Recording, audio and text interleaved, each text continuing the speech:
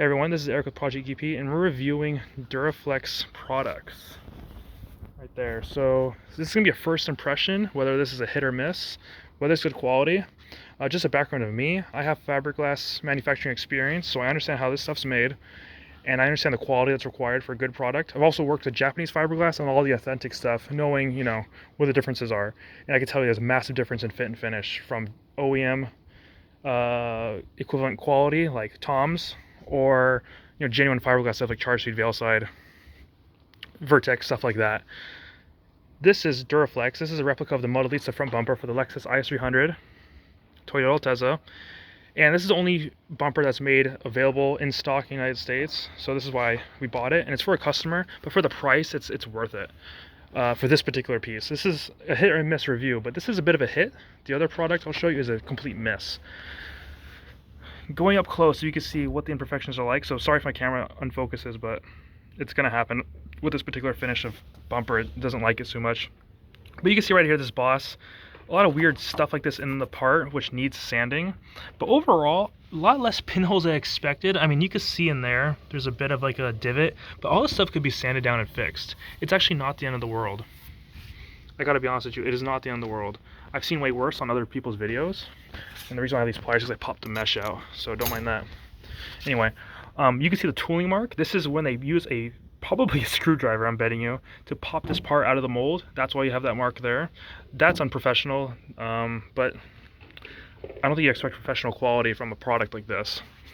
Going back to here, you can see there's voids in the fiberglass. Unfortunately, this is all, or fortunately I should say, this is only on the edge. So this is not structurally a problem, but if this was anywhere else, this would be a structural issue because the fiberglass actually never met the mold.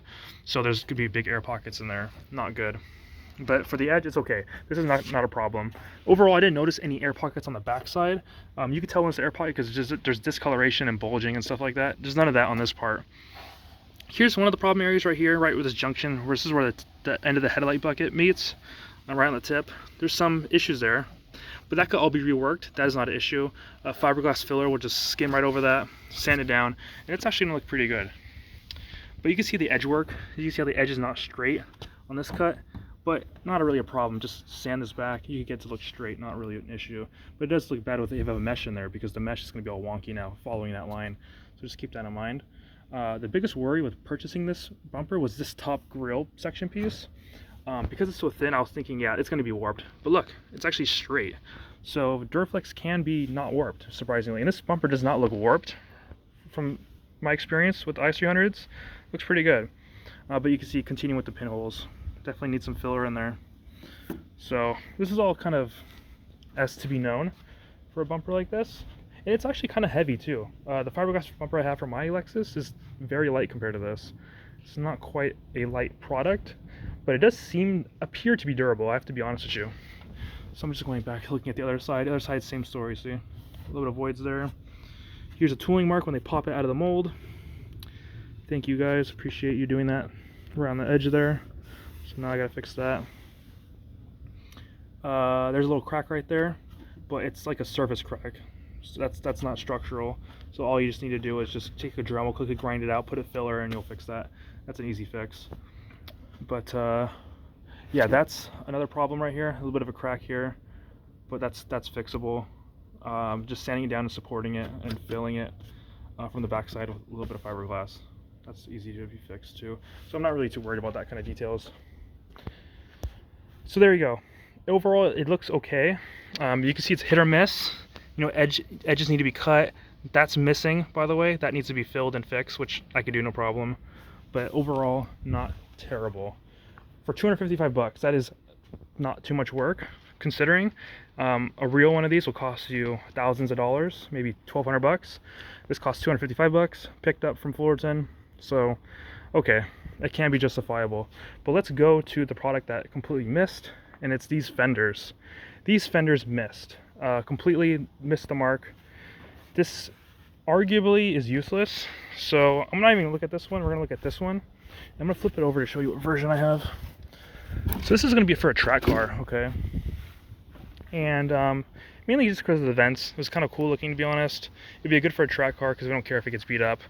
But if you can't even mount it, that's a whole different story. So first impressions, it looks beautiful on camera, doesn't it? Overall, it looks like they know how to shape their vents and stuff. It doesn't look terrible, but let's get into the details on why it's garbage. So you're gonna see it looks good. It does have the mounting holes where it would be in the slots. That's no problem. Just like the fiberglass copies that you get from Japan. Same story there. Hard to know if that's warped or not, but I arguably bet you it would be. But anyway, there's that. I'm waiting for my neighbor to pass by. Sorry for the noise. All right, so let's look at the back side. This is the problem side. So we're here. Let's look at the edge work real quick. You see the edge work right here, kind of jagged. Can be fixed, but it's not good. Professional stuff won't have any issues like that. It'll be cut and trimmed really beautifully.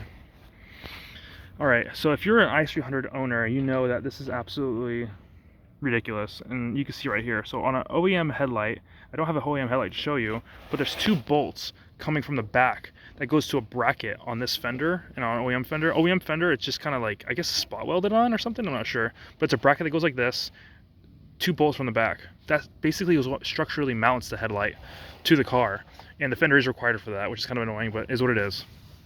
This fender does not even have it, so there's no way to securely mount your headlights, unfortunately. So that's a mess. You can't, for that alone, I would not want to have this fender. Secondly, it's just kind of depressing. I don't know what this is. If you're familiar with the IS300 again, you know that there's only one bolt that goes right to the side right here, and that's how you mount it. I don't know what this is. I don't know what they attempted to do. I don't know where they get this structural pattern.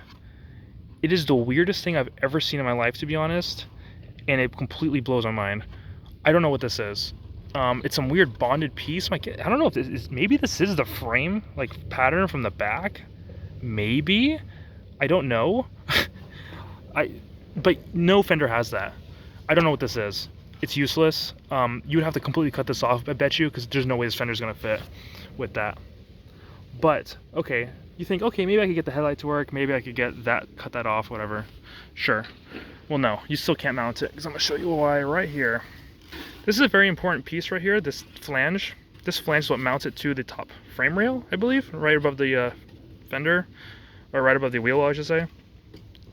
It's completely either laid up incorrectly, their mold is incorrect, or it's warped. I actually can't tell because it's ironically uniform. So, yeah, it's completely at a 45-degree angle. So you can see it's supposed to be flat, so it's supposed to come from this angle right here, or from this point right here, and come out straight relative to the camera. It's completely at a 45-degree angle, meaning you have to bend this really far, really far, just to mount it to the car. And that alone is just garbage. Maybe I could convince you from the front. There you go. That's how it looks from the front. It's almost higher than what the hood line would be. It's a joke. So I'm gonna line it up as if you're mounting it on the car. It's gonna look somewhat like that. Look at that. It's not even close. I don't know. So this is I'm gonna go return this right now, actually, since I live close. I'm just gonna drive over there and return it. They're cool, by the way, about returning it. They said no problem, just return it. I told them, yeah, it's just you can't mount it. It's not mountable. And so I'm gonna show them, and maybe they're gonna take this off their catalog, because I'm gonna recommend that they should. This is a joke. Don't buy this. In fact, be very careful with the fenders you buy. Unfortunately, it takes a person like me to show you the flaws in these products. Anyway, sorry for the rant. I know it's a long video, but I'm going to show you a genuine fiberglass product. This is a genuine charge-speed rear bumper. Duraflex does sell a replica of this front rear bumper, which sucks. But you can see, this thing fitted perfectly off the bat. Perfect body lines for the most part, no issues. In fact, I took this to the painter, and all he did was primer it, and I just installed it. I didn't even test fit it. I'm going to be honest with you. This is a fender that they also sell. They sell a replica of this fender. This is a genuine one. Perfect fit. There's none of that weird bracketry behind here. Can't really show it, but there's none of that weird junk. The, what do you call it? The wheel well mounting spot. You can see how, you can get in there. You can see how it's perpendicular like I showed you there. The other one, I think it would never clear the hood. So anyway, I'm just kind of mad and like really disappointed in a company like this that they do stand by their product, which is funny. And I respect that, but you can't stand by something that's not usable. You know what I mean? You have to like stand by something that's, how do I say, good, and it's not good. Thanks for watching.